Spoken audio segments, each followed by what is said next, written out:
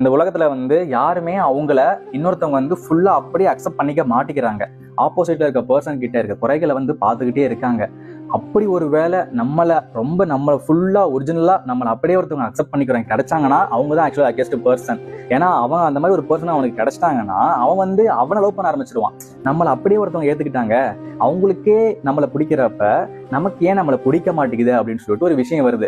ஏன்னா இந்த மாதிரி நீ ஏன் ஆப்போசிட் இருக்க பர்சனை பார்த்து உன் முடியும் எப்படி இருக்கு, நீ ஏன் கருப்பா இருக்க, நீ ஏன் வெள்ளையா இருக்க, நீ ஏன் குட்டையா இருக்க, நீ ஏன் நெட்டையா இருக்க, நீ ஏன் குண்டா இருக்க, நீ ஏன் ரொம்ப ரொம்ப ஒல்லியா இருக்க, உன் மூஞ்சி ஏன் எப்படி இருக்கு, உன் மூக்கு ஏன் அப்படி இருக்கு, உன் கண்ணி ஏன் இந்த மாதிரி இருக்கு, உன் பல்லி ஏன் அப்படி இருக்கு, உன் வாய்ஸ் என்ன இப்படி இருக்கு, உன்னா மண்டையில இல்லை முடியே இல்லை அப்படின்னு சொல்லிட்டு ஒரு மாதிரி எல்லாருமே ஆப்போசிட்ல இருக்க ஒரு பர்சனை பார்த்துட்டு ஒரு மாதிரி ஏதோ ஒரு விஷயத்தை போட்டு தாக்கிக்கிட்டு தான் இருக்காங்க. அவங்கள ஃபுல்லா அக்செப்ட் மாட்டிக்கவே மாட்டேங்கிறாங்க. அது ஏன்டா தெரிய மாட்டேங்குது. பட் அதையும் தாண்டி நம்மளை வந்து நாம அக்செப்ட் பண்ணுவோம். யாருமே நம்ம வந்து அக்செப்ட் பண்ணிக்கிறதுக்கு யாரும் வரவும் வேண்டாம்.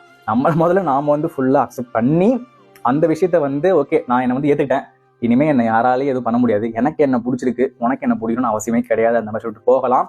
மேபி இந்த மாதிரி உங்க லைஃப்ல ஏதோ ஒரு விஷயத்த வச்சு உங்களை யாராச்சும் ஒருத்தவங்க கலாச்சிருக்கலாம். நீங்க அதுக்காக உட்காந்து ஃபீல் பண்ணிருக்கலாம். என்ன மாதிரி நீங்களும் இத்தனை ஆண்டு காலமாக இந்த மாதிரி அந்த வலியை வந்து மனசுல வச்சு சுத்திட்டு இருக்கலாம்.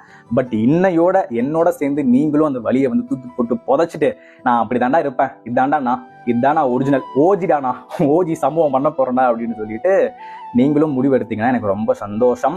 நீங்க வந்து ஒருவேளை நானும் உங்களோட சேர்ந்து இப்ப இந்த மாதிரி ஒரு விஷயத்த முடிவு எடுக்கிறேன், நானும் என்னோட தாழ்வு மனப்பான்மை எல்லாத்தையும் தூக்கி போட்டு உடைக்க போறேன், நானுமே என்ன முழுசா அப்படி அக்செப்ட் பண்ணிக்க போறேன் அப்படின்னு நினைச்சீங்கன்னா ஒரு தம்ஸ் அப்போ இல்ல லைக்கோ ஏதோ ஒண்ணு பண்ணுங்க. அவ்வளவுதான். இல்ல பண்ண மாட்டேன் நான் மனசுக்குள்ளேயே ஏத்துக்கிறேன் அப்படின்னா மனசுக்குள்ளேயே ஏத்துக்கோங்க, எனக்கு பிரச்சனையே கிடையாது. சோ அவ்வளவுதாங்க.